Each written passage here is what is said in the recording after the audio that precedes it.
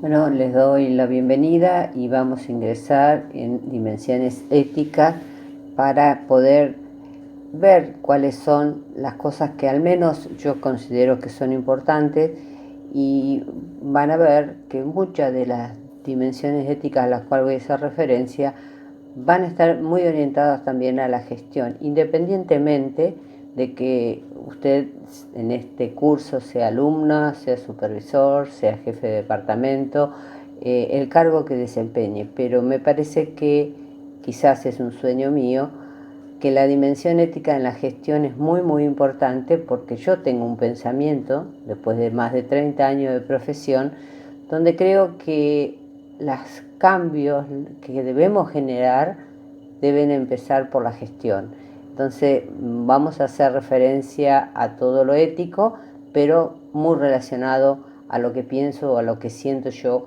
por haber desarrollado mi actividad muchos años en la gestión. El Código Ético Deontológico del CIE hace referencia en nuestra profesión de 4 elementos principalmente que tienen mucho relieve en las conductas éticas.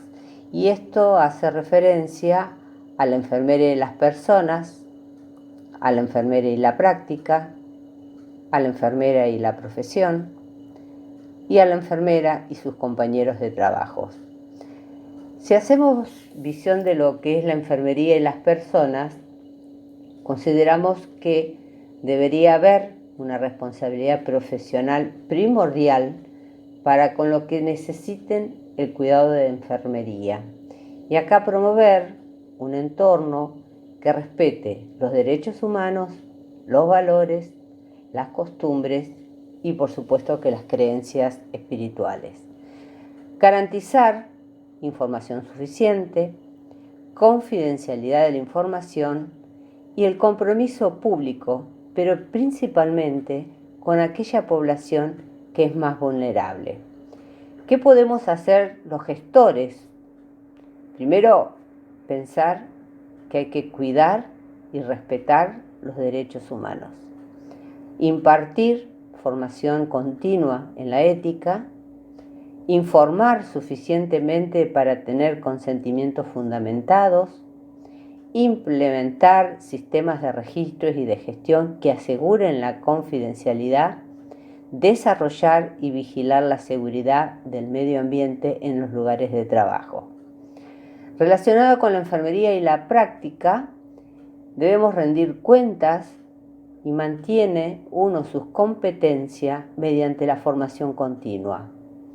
Mantener un nivel de salud personal. Siempre digo que primero me tengo que empezar a cuidar yo en lo personal para poder cuidar al otro. Juzgar competencia al aceptar y delegar responsabilidades. Normas de conductas que acrediten la profesión y fomenten la confianza pública.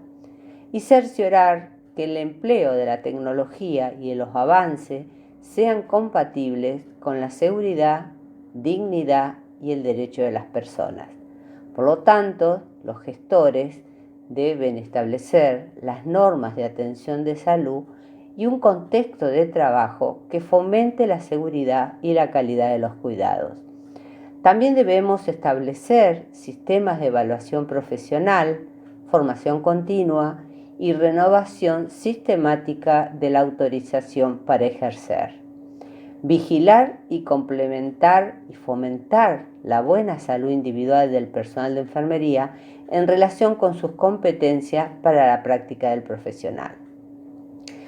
Si nos hacemos referencia a la enfermería y a la profesión, se debe establecer normas aceptables de prácticas clínicas, gestión, investigación y formación de enfermería, contribuir activamente al desarrollo de núcleos de conocimientos profesionales basados en la investigación y a través de una organización profesional participar en la creación y mantenimiento de condiciones de trabajo social y económicamente equitativas y seguras en el personal de enfermería.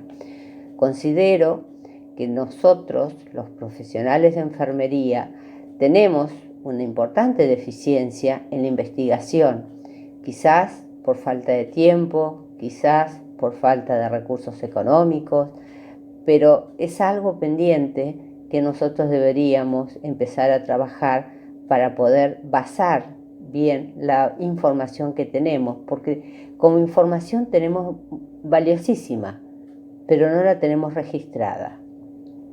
Para esto, los que hacemos gestión, o usted en su ámbito siendo líder, se deberían fijar normas para las prácticas, para la investigación, para la formación y la gestión. Fomentar el apoyo en el lugar de trabajo a la realización y difusión de investigaciones relacionadas con la enfermería y con la salud. Fomentar la participación en asociaciones nacionales para crear condiciones favorables para la enfermería. Siempre recomendamos que tenemos que estar en asociaciones nacionales, estar relacionados con internacionales. ¿Por qué? Porque tenemos que ver de qué manera favorecemos las condiciones de trabajo del personal de enfermería.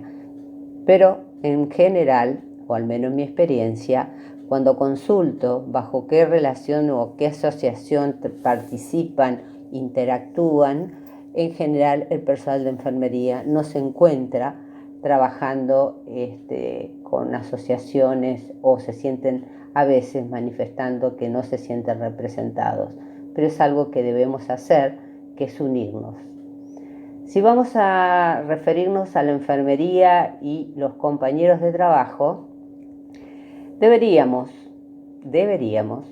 mantener relaciones de cooperación con las personas que trabajen en la enfermería y otros sectores. Deberíamos adoptar las medidas adecuadas para preservar a las personas, la familia y comunidades cuando un compañero u otra persona ponga en peligro su salud. Y acá considero que tenemos una deficiencia en esto de ser colaborativos. Tenemos una brecha importante en nuestras relaciones laborales, en nuestros compañeros de trabajo. A veces es triste, pero es una realidad y debemos asumir para poder generar un cambio que cuando entramos a ver los conflictos que se generan en sus ámbitos de trabajo, en sus offices de enfermería, la verdad son tristes porque trabajan 7 horas donde deberían tener cooperación y colaboración y no ser un enemigo más dentro de este grupo de trabajo. Si hoy en día no pensamos y armamos equipos de alta performance entre los compañeros de trabajo, esto es un punto también desde el punto de vista ético que a mí al menos me tiene preocupada. Por eso es que continuamente sigo insistiendo que aquellos que hacen gestión o los que desarrollan algún tipo de liderazgo tienen que crear conciencia de las funciones específicas y de las que se superponen y de las posibilidades de tensiones que se generan. Hay que desarrollar sistemas de trabajo que favorezcan valores y comportamientos profesionales éticos comunes a todos. Y tenemos que desarrollar mecanismos que protejan a las personas y a la familia cuando el personal de atención de salud ponga en peligro los cuidados que ellos reciben, motivo por el cual tienen un rol muy importante aquellos que son líderes de cuidar a los que cuidan. Vamos a referirnos a la ética institucional. Este profesor Henran dice conjunto definido de obligaciones que trascienden las opiniones individuales de los individuos, médicos y enfermeras, administradores y gerentes, que trabajan en la institución y la dirigen. La realidad es que la ética no es solamente de una persona, la ética tiene que tener rango institucional. Por eso, aquellos que tienen cargos directivos son los que tienen que dar el ejemplo, aquellos que dirigen. El estilo ético de un sanatorio, de un hospital, tiene que tener algo muy importante como el compromiso ético, proclamado públicamente, y los ideales institucionales dados a conocer que deben ser tenidos en cuenta a diario por quien trabaja o son atendidos en la institución. Se debe influir en las conductas de todo, no puede ser de uno u otro, es de toda la institución. El recuerdo oportuno y amable de esos ideales deben ser una de las funciones más apreciadas de los directivos. Pero también creo que yo tengo que ver que si un colega, un compañero, tiene una conducta no ética, yo debo tener la posibilidad de recordarle, si hay un compromiso ético de la institución, de recordarle cuáles son los compromisos a los cuales hemos asumido. Entonces, la gran pregunta es, ¿quiénes garantizan la ética en las instituciones? Primero, los líderes, los que gestionan, las autoridades y por último, siempre digo que los empleados o los colaboradores, porque el ejemplo tiene que empezar por los que lideran. Vamos a referirnos a algunos aspectos que pueden garantizar la ética institucional. Primero, debemos reconocer y corregir los errores. Y para esto necesitamos una actitud corporativa frente al error. No hay que ocultarlo, no es algo negativo, no es perjudicial. Hay que reconocerlos y crear una atmósfera en la que es posible trabajar con mayor y más agudeza en la responsabilidad en ese ambiente sincero y confiado. Siempre que logremos tener confianza, vamos a poder hablar, comunicarnos y decir lo que pensamos.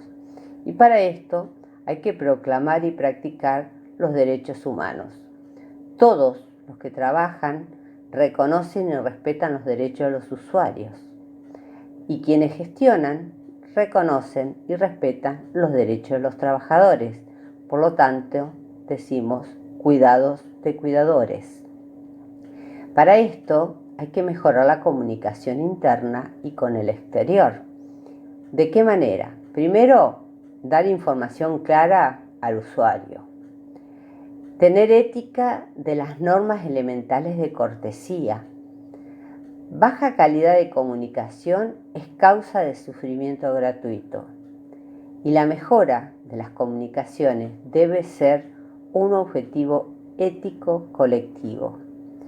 Cuando nosotros decimos y hablamos de las normas de cortesía, a veces se da por hecho determinadas situaciones. Y no es así, mucho más hoy en día que hablamos de cuidados humanizados. Por lo tanto, no den por supuesto nada. Si yo quiero tener determinada norma, tengo que decir qué es lo que quiero para poder garantizar su cumplimiento. Si vamos a hablar de la ética del trabajo en equipo y de las funciones jerárquicas, vamos a hacer referencia. El trabajo en equipo favorece indiscutiblemente el crecimiento moral de los que trabajan. La ética del trabajo en equipo preserva la independencia y la responsabilidad de cada uno de los miembros del equipo y a la vez se crean ideales compartidos y relacionados horizontal y verticalmente, que esto va a llevar a aumentar la eficacia y por supuesto dividen el esfuerzo. La ética de la práctica cotidiana debe hacer referencia al cuidado de las pequeñas cosas. Un gran sabio de un docente que tuve siempre decía algo y siempre lo comparto con los alumnos. Una pequeña cosa que yo haga hoy, mañana, en el año son 365 pequeñas cosas que realicé con un objetivo. Y esto me va a llevar a mí a tener un desarrollo profesional ético. Y el paciente es en el cuidado mi leitmotiv. Por eso la ética del cuidado es tan importante para todos nosotros.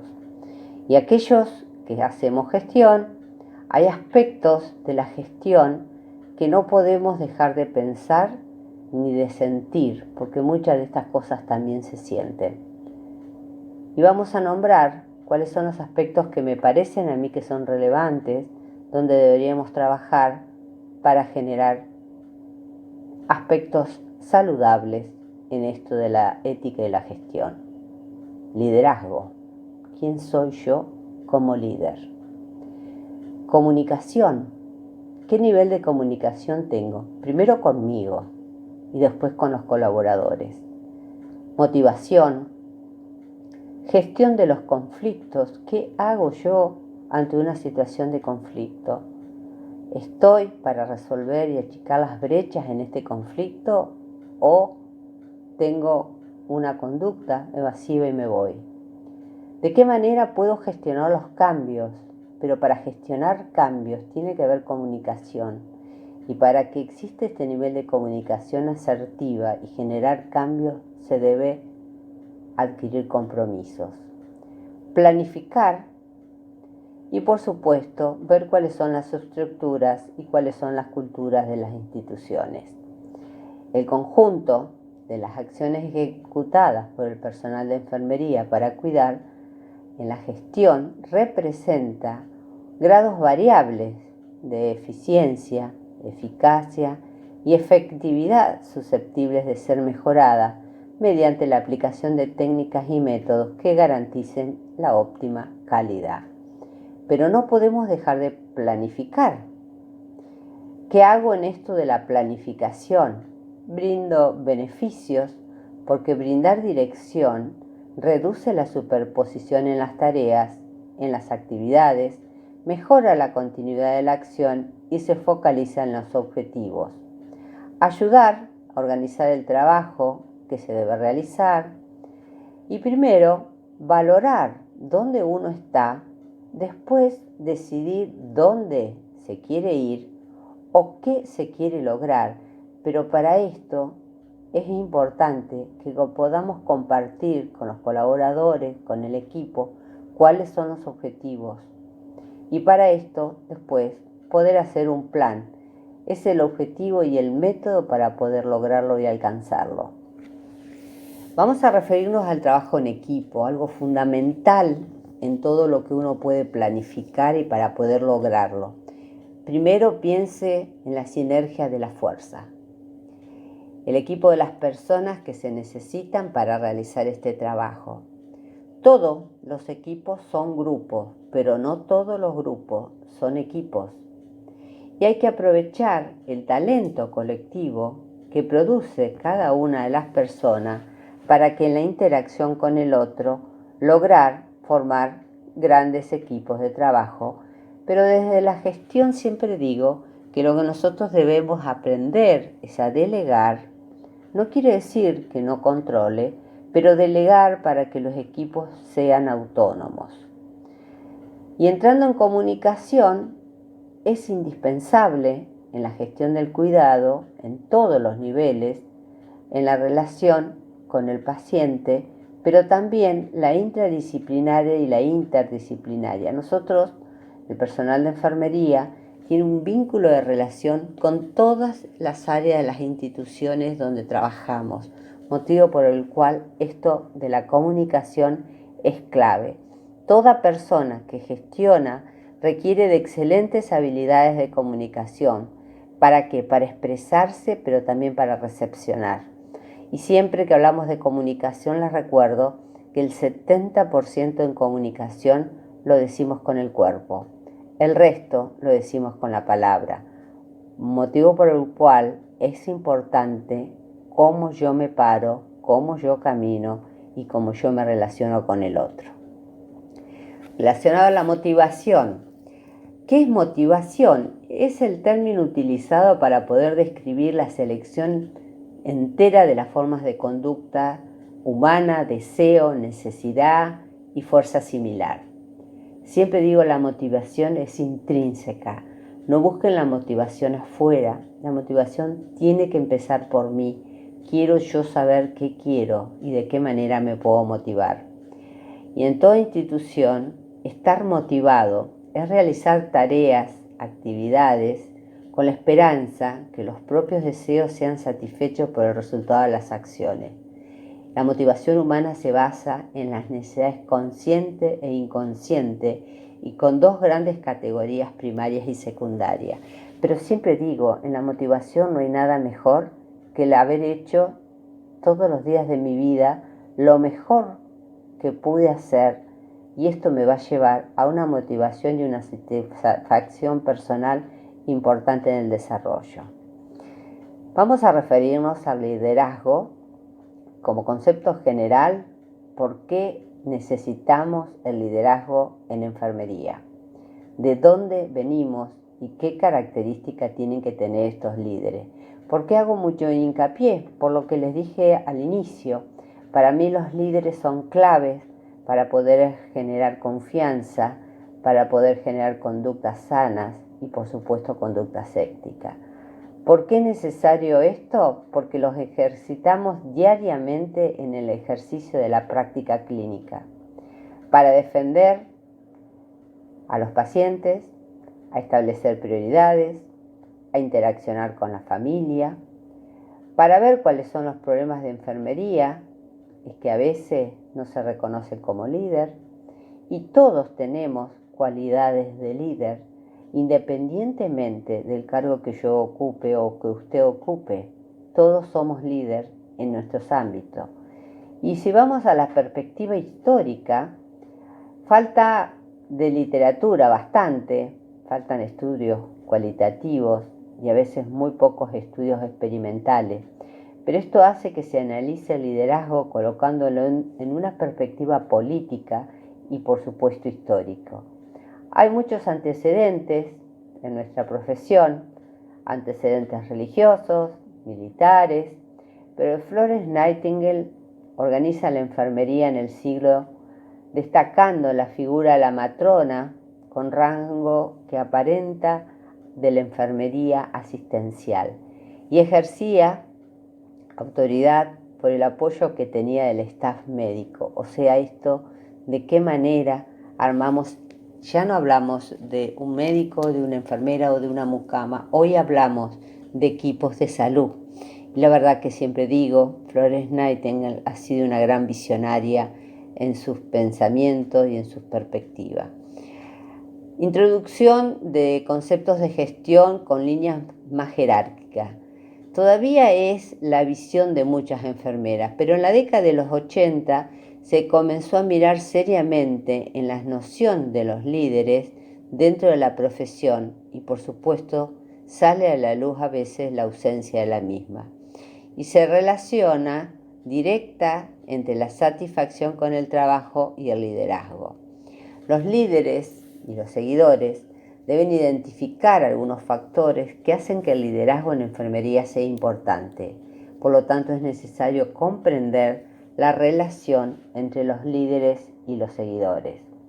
Necesitamos un cambio en el liderazgo y esto deja de lado el modelo tradicional de líderes basado en la jerarquía y en las posiciones dentro de la organización, en estructuras rígidas que manejan y han desaparecido y el énfasis está puesto en la responsabilidad individual, tan cerca de la interfase del paciente como sea posible, y se debe lograr la calidad y efectividad terapéutica en la relación de enfermera-paciente.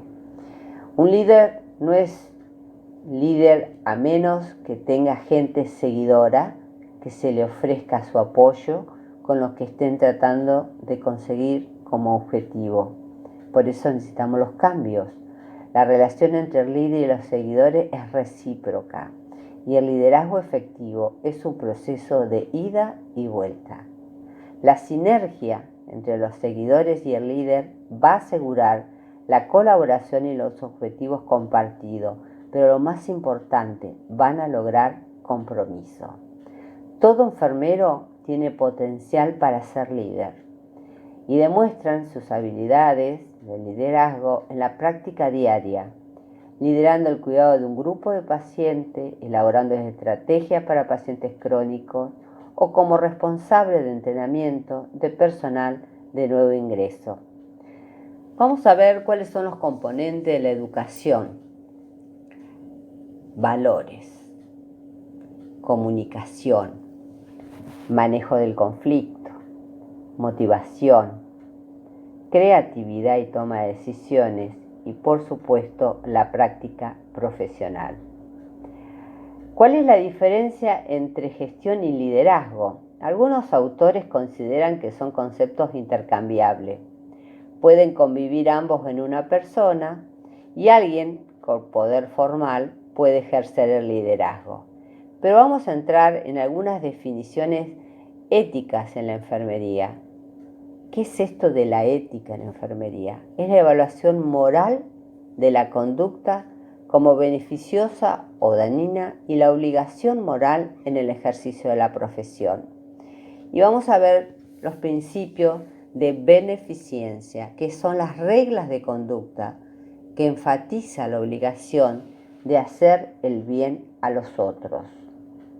El principio de no maleficencia son las reglas de conducta que enfatiza la obligación de evitar hacer daño al otro. El principio de respeto a la autonomía son las reglas de conductas que enfatizan la obligación de respetar el derecho fundamental de la persona adulta de vivir de acuerdo a sus propios valores u objetivos.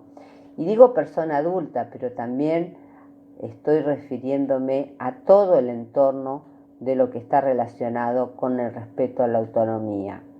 Las personas es un agente moral que es capaz de entender las opciones, de reflejarse en sus propios valores y objetivos de vida y de tomar decisiones comunicándoselas al otro. Los recién nacidos y los niños no se consideran autónomos. ¿Por qué? Porque tienen capacidad limitada de comprender, de decidir y por supuesto algunos de comunicarse dependiendo de su edad. El principio de justicia, doctrina que enfatiza la obligación de tratar a las personas en forma justa, especialmente en la administración de los recursos del cuidado. La ética del cuidado es una doctrina que enfatiza la obligación de tratar con pacientes y familia en una manera que exprese consistentemente un genuino sentido de preocupación por su bienestar y la intención de ayudar, además de reconocer a cada individuo como una persona cuyos valores y objetivos de vida valoramos y respetamos. Ahora, ¿cuáles son los problemas y los dilemas éticos? Son situaciones en las cuales el paciente experimenta o puede experimentar daño por violación de los principios éticos, obligaciones o valores. Son situaciones en las cuales es difícil determinar qué es moralmente correcto porque los principios éticos, obligaciones o valores entran en conflictos. Entonces acá es un problema ético, no hay una respuesta moral clara o una respuesta correcta. Entonces con la palabra problema designamos básicamente dos cosas a saber. Primero, en este problema ético, problema como sinónimo de algo que no está bien, que es una dificultad, que es un tropiezo. Y en segundo lugar, como sinónimo de reto, de interrogante, a una pregunta interesante y también difícil. El problema ético, vale la pena señalar, además, que es la idea de problemas encontrando siempre aspectos positivos y negativos implicados. Es decir, un problema es a la vez negativo y es positivo. El hombre no tiene que resignarse y aceptar pasivamente un problema, sino que tiene la opción de superar y por supuesto también de aprender. El lado positivo de los problemas es entonces qué nos sirven para superarnos, qué pasa para enfrentar ciertos retos, qué logramos con las satisfacciones cuando logramos resolverlos. Vamos a hablar un proceso de toma de decisiones éticas. ¿Cuáles serían los pasos a seguir? Primero, establecer los hechos de acuerdo a diagnóstico, condición y pronóstico. 2. Determinar la posición de los padres, de los responsables del niño, sobre lo que es mejor para él. Y en el caso de un adulto, con su familia. Y en tercer lugar, considerar los principios éticos, identificar los valores en conflictos de la situación. Cuarto, identificar la propia posición moral. Quinto, comunicar la posición moral a la gente clave involucrada en la situación de conflicto. Sexto, determinar quién debe tener la autoridad en la toma de decisiones. Generalmente no son los padres, a menos que sean irracionales o incapaces. Séptimo, participar en todas las discusiones del proceso, eliminación de las alternativas y a veces elección, y cuáles son los principios éticos y valores inherentes en la decisión. Todas las personas involucradas deben participar. Octavo, llegar a una decisión e implementarla. Y por supuesto, noveno, evaluar y revisar los resultados de las acciones y decisiones. Como conclusión, las instituciones deben ser cuidados por quienes la dirigen para que sean éticamente comprometidas al servicio de las personas. Debe ser un foco de humanización. Debe existir un liderazgo ético hacia la comunidad. Y los lugares donde los profesionales tienen serios compromisos éticos y científicos compartidos y públicamente manifestados. El lugar donde los profesionales ejercen la vocación profesional de servicio, la gestión conduce a ese ejercicio profesional y la ética de la gestión en la comunicación, el liderazgo y por supuesto el trabajo en equipo.